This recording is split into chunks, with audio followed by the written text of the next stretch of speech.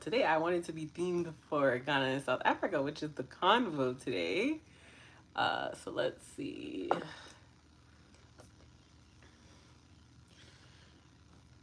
I think it'll be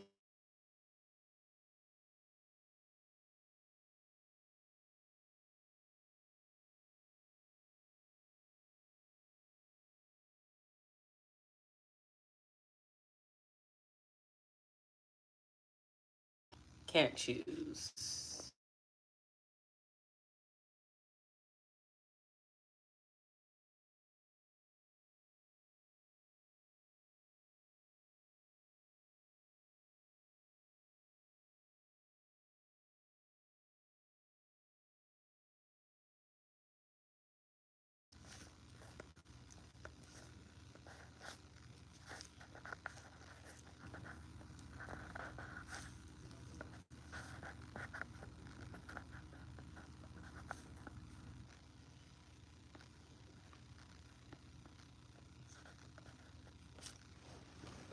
Okay. All right, so that's the poll question of the day. What is your favorite potential country to live in? Ghana, South Africa, both. It doesn't matter. It's a personal preference, and that's one thing you should always respect is people's personal preference, okay? I don't understand how, or well, for me at least, in my person, I can't really get with why people in matters like this don't allow people to have their personal preference. We all have different quirks and different things that make us like and love the things that we do and dislike the things that we don't. Okay, I hope that makes sense. So yeah, this is based off of a video I just posted. Hi, Ignite Official, welcome. Thanks for coming to the live. Yeah, so this is based off of a video that I just posted. You can feel free to ask any questions at any time. Thank you so much. Thank you for liking the live, guys. Yeah, and feel free to share the live as well, so we can definitely um, have people in here. I actually have pajama pants on, but we're not gonna even get into that. But yeah, so again, it was a very short video. Hi, Century Scope, welcome. Thanks for coming to the live. Thanks for coming in, guys. Oh, thank you, Black Beauty. Oh, thank you. The content is a video I just posted a few minutes ago. It is about my experiences living in South Africa and Ghana. So it says versus. I don't want it to be like a competition thing, but because it was like a cross comparison, that's why I put versus in there. So I lived in South Africa prior to moving to Ghana. I went to America. I was in South Africa right before COVID hit, and then I went to America, and then from there, even actually before COVID was over, I'm being very honest with you guys. I was not a pro of everybody traveling because of the COVID. I moved to South Africa during, not South Africa, I moved to Ghana during COVID because I was like, okay, it's a one-way street. I'm not going to be country hopping. I just can't be in America any longer. And that's when I just was like, yep, I'm going to stick to the original plan. My original plan was actually to move to Ghana, but I didn't. Oh, and thank you, thank you. I like to go for the Afrocentric hairs. Um, so yes, and thank you for subscribing. You guys are all welcome to subscribe. Hey, Kishana, welcome. Feel free to ask any questions at any point. Just Danny, welcome. South Africa apparently has three capitals: Bloemfontein, I think that's the judicial. Johannesburg, which is like the economic capital, and Pretoria, which is like a legislative capital. So it's like the only country in the world that has like three capital cities. Okay, Ghana has one, like most of them. So yeah, and thank you, Professor Brawl. Thank you for liking and subscribing. Welcome, guys. Hey, Renee and Starla, welcome. Hey, Des Queen, welcome. And thank you, thank you guys so much for the compliments. So yeah, so in South Africa, I actually lived in two different provinces. Provinces is like another state, what it would be called another state in America, or another region as what it is called in Ghana. Hi, African boy, welcome. Welcome into the live. So, yeah, no, I actually lived in three different provinces or three different states or three different regions, depending on what country you're referring to. Thank you, Jessica. Welcome. Yeah, so which country are you from, African boy? You're from Africa, but which country? Yeah, so I lived in three different states using the American term in South Africa. And you know, I got to see a lot of different sides of South Africa. Okay, so you'll be able to relate to me, African boy, when I'm talking, and you can definitely comment on this. So I lived in highly developed Johannesburg. I went to the University of South Africa, and that is actually in Pretoria, which is the other capital. And I lived in Johannesburg, and it was an interesting experience to say the least. Very highly developed place. When you go to this area called Sandton, it is apparently one of the richest strips of Africa in the world, like square miles as far as money and investment. And it shows. The infrastructure is brand new. It's beautiful. Everything looks beautiful, beautiful, beautiful, beautiful. Looks like a typical, not even typical, but just a very nice high class place. They have like a high speed train. They have so many things going on. But then I did later move into the village because I started to work for the US government on some volunteer projects. So I trained in a province called Mpumalanga. That's where I received my training. And then I proceeded to go on into to Limpopo, which was where I was based, where I was stationed. And these are two separate times that I'm referring to.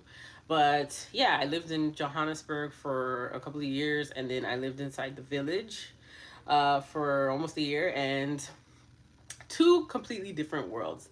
Um, I did see examples of xenophobia.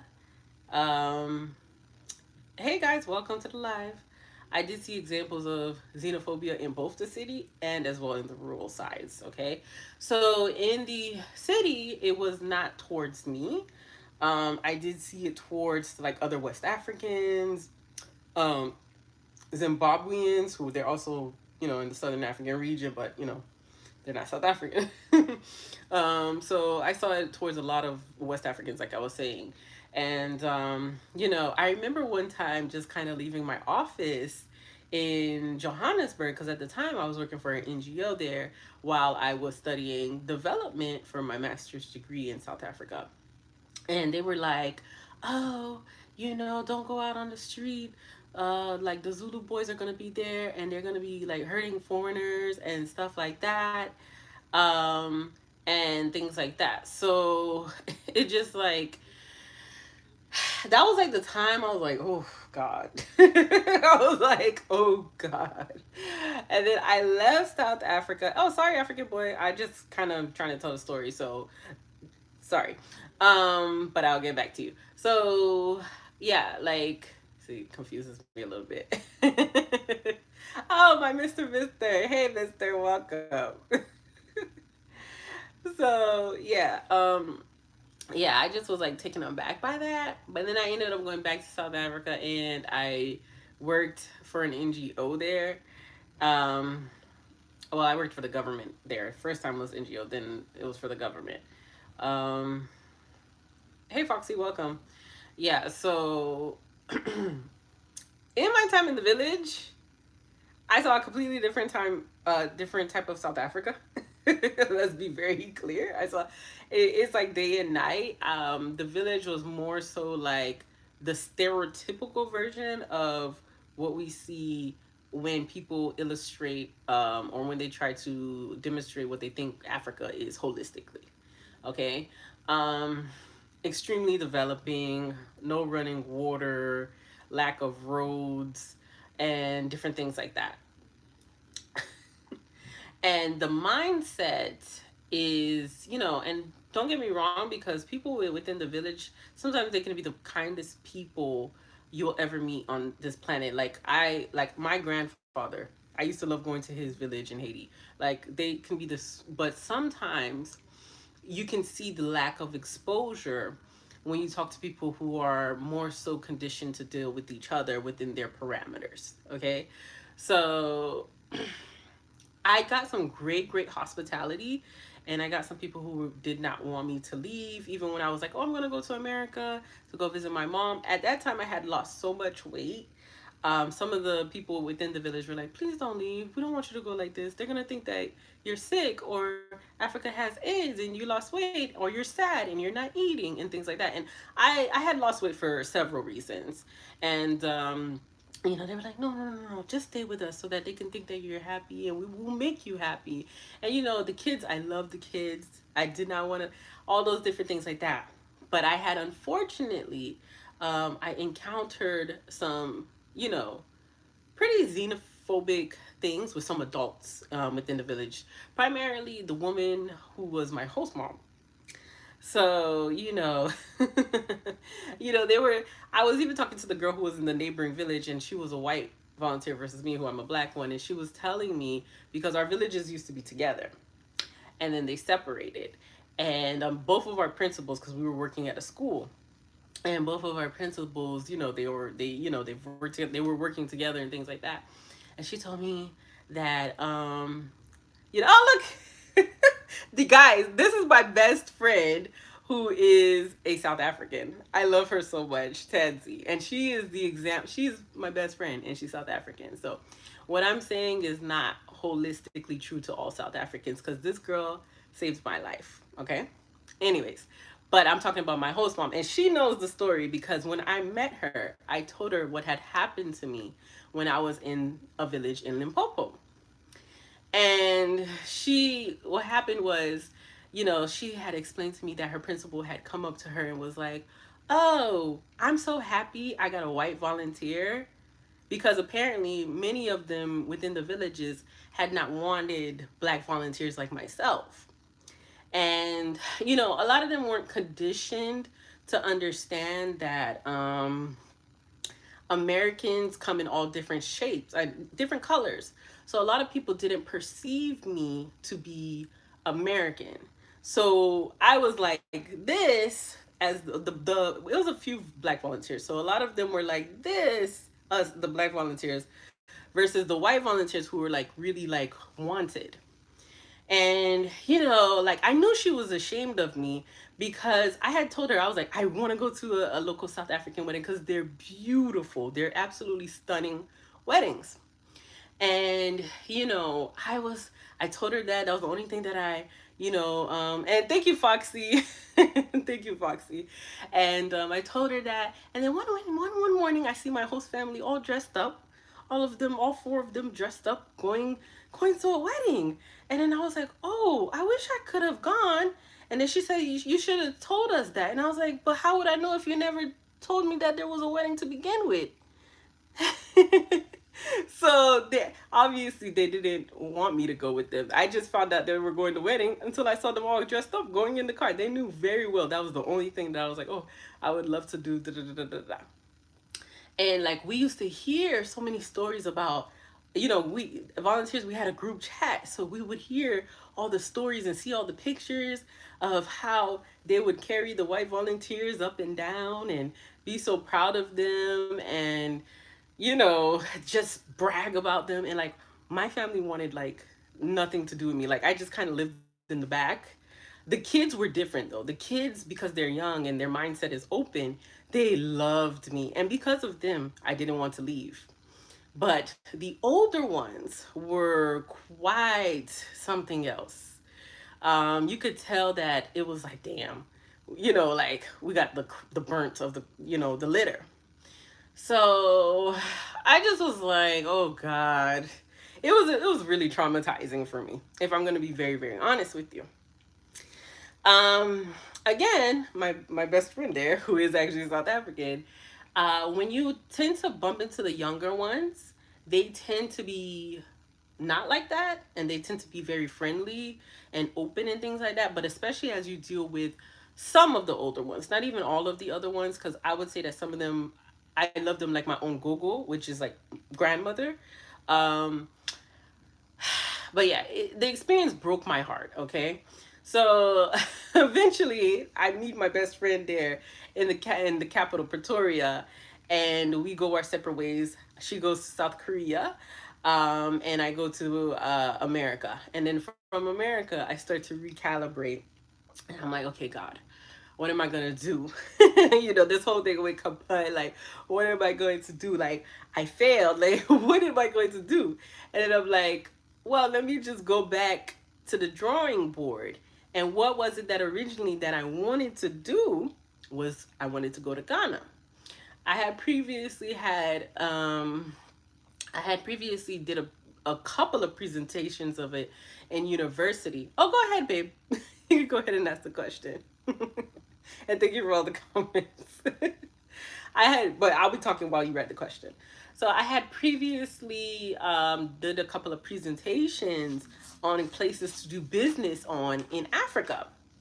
And Ghana kept giving me the signs. And I knew I just kind of liked their vibe. You get me?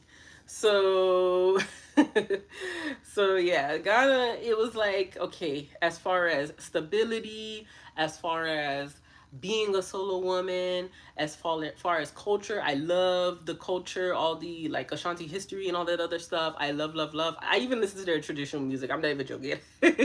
So I was like, okay, I've done like some term papers on this. I'm going to go with what was my original plan. I'm going to go into Ghana. Okay, so my BS. Okay. So yeah. So yeah, I was like I recalibrated for a few months, and I just was like, okay, time to go to Ghana. It was COVID time. I was like, I'm not gonna country hop. I just want to go to Ghana. I just want to be at peace. I want to be where I originally wanted to be. So like I just kind of like again gave myself a few months. I did some therapy. I went into therapy because I had not really had made a lot of sense with what had happened to me in South Africa. Okay, it broke my soul. So as like I say, I always say, as a Pan Africanist, you know, it was really shocking to me what happened to me in South Africa. I often got discriminated, not often, but I more than once, several times I had gotten discriminated against because I was a black volunteer, black like them. So it broke my soul. It broke my soul. It broke my soul. Not to say that South Africa is it's a beautiful country, and the cultures are beautiful, and the youth, I can definitely see the change within them. But you have to understand that South Africa has recently gone through something that's been quite traumatic. So I just wasn't prepared for that. I had read all the books, I had read all the stuff that I thought that you know was gonna really prepare me, but it still wasn't enough. I kind of was I was heartbroken. Okay. So I ended up yeah, like I said, I ended up going, just packing my stuff, doing therapy to kind of heal what had happened to me in South Africa. And then I packed my stuff, and then I was into Ghana. I was into Ghana. One thing I do love so much about Ghana is that they will not make you feel like an outsider at all. And I want to be very, very clear on this. And it's not to trash talk any black people, because I obviously am black, but all black nations have racial issues. Okay. It's just that I wasn't really ready for the xenophobic-ish issues, if that makes sense.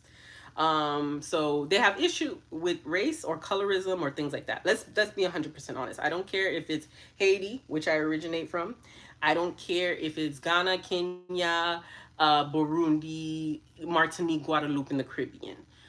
Because of what has happened to us, we holistically get issues with that, okay? But honestly speaking, Ghana was my favorite dynamics, okay?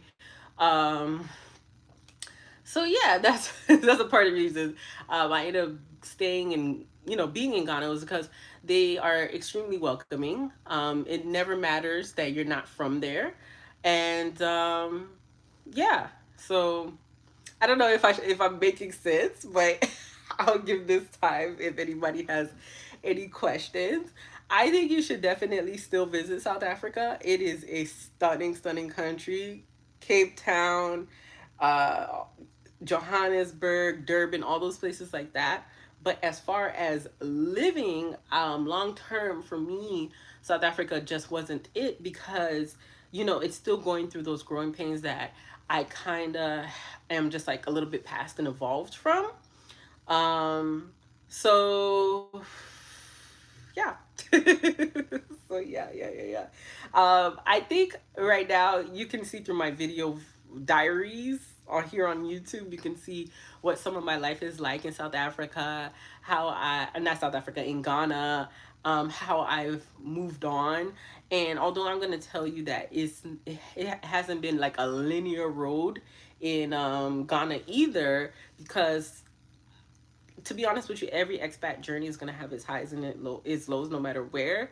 Overall, I definitely think I am chilling with the children of Kwame Nkrumah. Because they are just like, yeah. So definitely. It has its hiccups, but definitely think I'm chilling with the children of Kwame Nkrumah. And as far as long term, I can see myself staying there. So hence why you are seeing, I don't really see myself going anywhere else. Let me just be 100% honest. Even though South Africa was a catastrophe for me in some ways, I still did learn and grow in other ways. And, you know, yeah, it is what it is. So, if you guys have any questions or comments, you can feel free to ask. But otherwise than that, I guess I'll end the live. So it is just like a quick synopsis. If I was to sit here and talk about it detailed, I'd be talking for some time. But oh, Mr. asked a good question. How about Namibia? Namibia was a part of South Africa until like the early 1990s. So I honestly do not think it is that different, if I'm being honest. I think it's like 30 years they've been separated. So relatively recent. Although, again, Namibia is one of my places to visit. Yeah, beautiful, beautiful countries. I mean, yeah, you can pick USA if that's what's your vibe, Everybody has to pick what is great for them. So for me, I like being on the African continent and I like being in Ghana. So, I think I've shown a lot of growth in Ghana as well, Yeah, I think I've, really, really changed over the my few years in Ghana. And now you get to see me do all types of fun stuff, even to like the building project and run my tours and different things like that. So it's been a lot of growth. So yeah, I think Namibia is similar to SA. Namibia was independent from, what was it called? Southwest something. It was like 1993 that Namibia separated from SA. Most of the time, most people don't know the difference. People outside cannot tell the difference between South Africans. Hey, Wilson, welcome. South Africans, Namibians, Botswana people, who else? Lesotho and Eswanti, formerly Swaziland. If I'm being, because like DJ Waffles, she's very popular now. That girl is from Eswanti.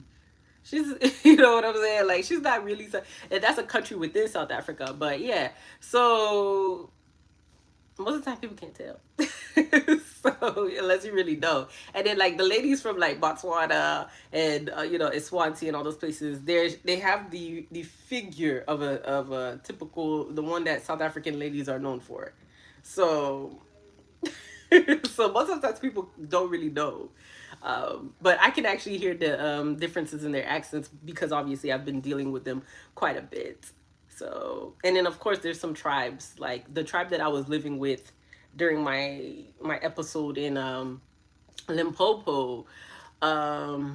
they also live in Botswana too, which is the Bapedi people, or the Pedi tribe. So yeah. Yeah, so yeah, so that's essentially it. Please do not see this as um something that is like, okay, down with South Africa. No. Are they all xenophobic? No. Again, my best friend who is South African is actually on the live right now. And it's just that you have to understand that the country has gone through some things. And I just wasn't prepared for it. Let's just say that. Let's just say that. And it is like let's consider it as a series of unfortunate events. But yeah, I'm just glad that I'm in a situation where I feel like I will not have to uproot and leave anytime soon. So so yeah. Okay, guys. Any other questions for me as far as South Africa? Yeah, it was still a good. How can I say it? It was still an experience. You know what I'm saying? Um, it was a life. It was a life experience. It really was a life experience. So yeah, like I said, like one of the things I really got my heart crushed, but like my friend, she's a South African, yeah. So and then like guys, like I got a lot of social media training while I was in South Africa for the NGO I was working for while I was in the University of South Africa, and the girl who trained me, she was, you know, she was a young South African lady, so sweet. You know, me and her still have contact to this day. So yeah. So hopefully for my friend's Tansy's her traditional wedding, I hope that I'll be back, and I still am thinking about Cape Town, but yeah, long term. And then they have the best wineries. They have the best wineries. But as far as that goes, yeah, I'm good with being based in Ghana. So my love is in Ghana and everything. So so my whole life now is in Ghana. So I don't think that's gonna change anytime soon. Oh, I didn't check the poll. Okay. All right, so 50% of people said that they can't choose. The question was, what is the favorite potential country to live in? 51% said they can't choose, and that is totally fine. Yeah. Okay. And then 22% said Ghana, and 28% said South Africa. So, yeah. It is what it is. Okay, so let me see if I can close this poll. All right, guys. Well, it was fun hanging out. If you have any questions, comments, concerns, you can always send me a message. Thanks so much for coming to the live. Thank you for liking the live. If you haven't, you can like it now. It's like quite a bit of likes, and there was quite a bit of votes. But yeah, definitely visit both. I'm just telling you my experiences, but yeah, it was great hanging out with you guys. Enjoy your weekend. Oh, she likes Nigeria. Yeah, listen, you gotta go to what feels most natural for you, okay? Um, and Ghana just seems to happen to be what feels most natural for me. So everybody's gonna like their thing. You can like Central African Republic, you can like Uganda, Rwanda, whatever you're into, but you just have to make sure it matches for you. One of the reasons why I didn't end up or why South Africa didn't really match me is because I'm very pro Pan Africanism. So, all right, guys. Well, it was a pleasure seeing all of you guys. I will see you guys on the next live. Will probably be Mondays. So, and if you guys have any questions, comments, concerns, send me a message on YouTube or TikTok. Otherwise than that, you know, have a good evening. Bye, Mr. Mister. I'll be calling you soon. Ah. Okay. I'm officially clocking out. Okay, guys, bye.